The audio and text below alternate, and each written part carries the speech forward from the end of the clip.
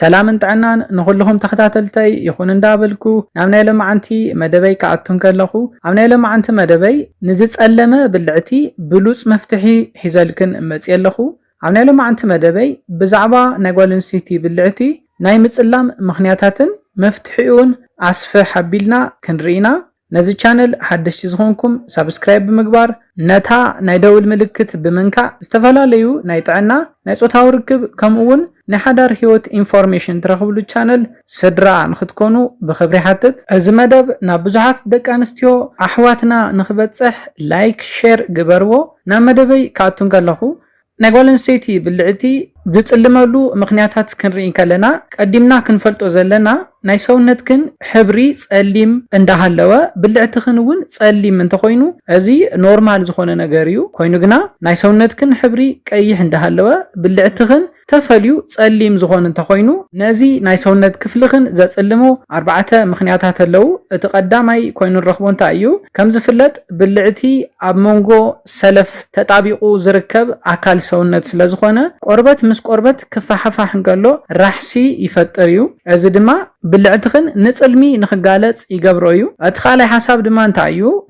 ناي ጨጉሪ አወጋገዳ ሜላኽንዩ አብልዕትኽን ከባቢ ንዝርከቡ ጨጉርታት አለጻጽያኽን አብልዕትኽን ከባቢ ጽልሚ ንኽፈጥር ይገብርዩ ጨጉርኽን ተወግዳሉ መንገዲ ጥዕንኡ ዝተሃለወ እንተዘይ ኮይኑ አብልዕትኽን ከባቢ ናይ ምሕኻኽ ጠባይ ንኸምጽእ ብምግባር ሓደ ኢንፌክሽናት ከስዕበልክን ይኽእልዩ ካብ መጀመርያው ትሒዙ ጨጉርኽን ተወግዳሉ ማቴሪያል ጽሬቱ ዝሃለወ ጥዕንኡ ዝተሃለወ ማቴሪያል ክትጥቀማለክን ናይ ምሕኻኽ ጠባይ አምጽኡ ክትሐኮን ከለኽን عنفرارن صليم بسلان بمقداف صلمي نخفطر يغبريو ስለዝኾነ ናይ ብልዕትኽን ጨጉሪ ተውግዳሉ መንገዲ ጥዕንኡ ዝተሃለወ ክኾን ኣለዎ እትሳልሳይ እንሪኦ ሓሳብ እንታይ እዩ ሓደ ትሰርሕኦ ስሕተታት ኣሎ ንኣብነት ብጣዕሚ ምሰውነትክን ዝተጣበቀ ክዳን ምግባር እዩ በተመሳሳሊ ድማ ናይ ውሽጢ ስራኽን ወይ ከዓ ፓንትኽን ካብ ጡጥ ዝተሰርሐ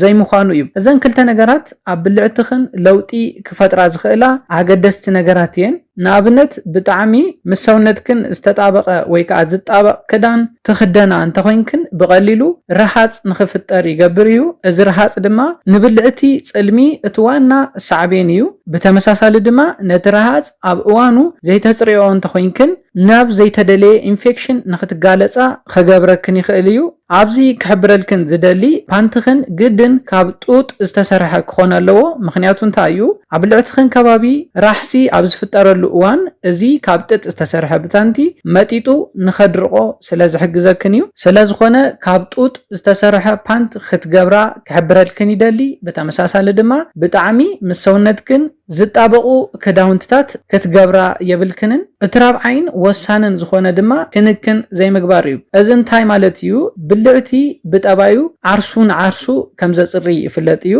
ዓርሱን ዓርሱ ከጽሪን ከሎ ፈሳሲ የፍልፍል እዩ ብልዕትኽን ራሕሲ ይረክብ እዩ ማለት እዩ ኣብዚ ግዜ ክትሕጸባ ኣለክን ከይተሓጸብክንኦ እቲ ፈሳሲ ኣብኡ ዝቐሪ እንተኮይኑ እዚ ፈሳሲ ንኢንፌክሽን ንሕማቕ ዝኾነ ናይ ብልዕቲ ጨና ከምኡውን ንናይ ብልዕቲ ጽልሚ ንኽትጋለጻ ዝገብረክን እዩ ስለዝኾነ ደቂ ኣንስትዮ ኩሉ ሻብ ቁሩብ ሙቕ ብዝበለ ጽሩይ ማይ ክትሕጸባ ኣለክን ምንም ዓይነት ጨና ዘለዎ ሳሙና ሻምፖ ከምኡውን ሎሽን ክትጥቀማ የብልክንን እዚ ነገር እዚ ናብ ብልዕትኽን ከባቢ ከኣቱ የብሉን እዘን ጨና ዘለወን ሳሙናታት ሻምፖታት ሎሽናት ኣብ ውሽጦም ጽቡቕ ጨና ንኽህልዎም ተባሂሉ ዝውሰኾም ዝተፈላለዩ ኬሚካላት ስለዘለዎም እዘን ኬሚካላት ናብ ውሽጢ ብልዕትኽን እንተኣትዮም ጸገም ይፈጥሩ እዮም ስለዝኾነ ደቂ ኣንስትዮ ኩሉ ሻዕ ቁሩብ ሙቕ ብዝበለ ጽሩይ ማይ ክትሕጸባ ክትክእል ኣለክን ሳሙናን ዝተፈላለዩ ሻምፖታት ከምኡ ሎሽን ክትጥቀማ